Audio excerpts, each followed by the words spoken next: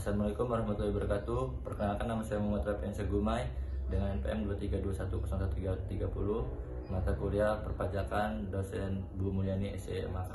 Di sini saya akan menjelaskan tentang dampak keuangan stabilitas terhadap negara.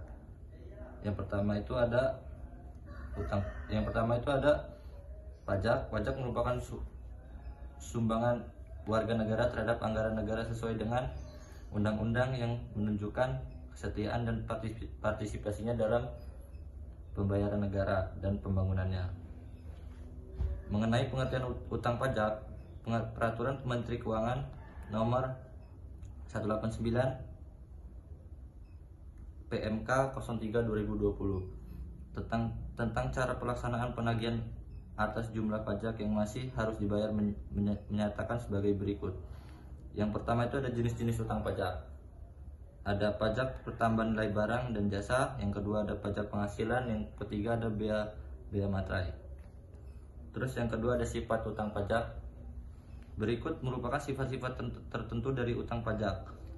Yang pertama itu bersifat memaksa yang dapat dilakukan melalui surat teguran, surat paksa, surat pemberitahuan, melaksanakan penyitaan dan pelangganan. Yang kedua itu ada utang pajak dapat ditagih sekaligus tanpa harus menunggu tanggal jatuh tempo. Yang ketiga itu ada utang pajak terutang dapat menunjuk orang lain atau penanggung pajak dan melunasi utang pajak yang dimilikinya.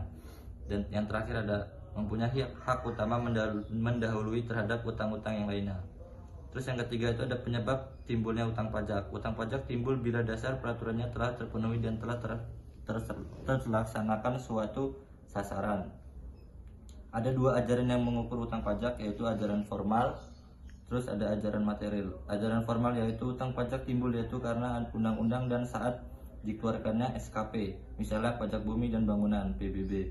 Yang kedua itu ada ajaran material yaitu utang pajak yang timbul apabila terdapat suatu penyebabnya. Berikut penyebabnya timbul utang pajak.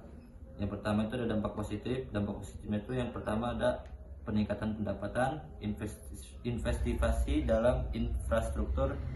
Yang ketiga itu ada fleksibilitas fiskal. Yang ketiga itu ada kesadaran pajak yang meningkat. Dan yang terakhir ada stimulus ekonomi. Terus dampak negatifnya ada 4, yaitu beban anggaran yang meningkat, risiko inflasi, penurunan kepercayaan investor, dan yang terakhir ada dampak sosial. Yang terakhir ada kesimpulan. Utang pajak ialah pajak yang masih harus dibayar termasuk sanksi administrasi biaya berupa denda atas terlambatnya wajib pajak dalam membayar pajak. Utang pajak terhadap stabilitas keuangan negara memiliki dampak positif dan negatif.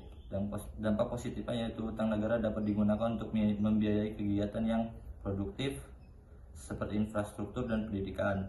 Yang negatif itu ada utang negara yang dikelola secara sembarangan dapat merusak stabilitas ekonomi negara.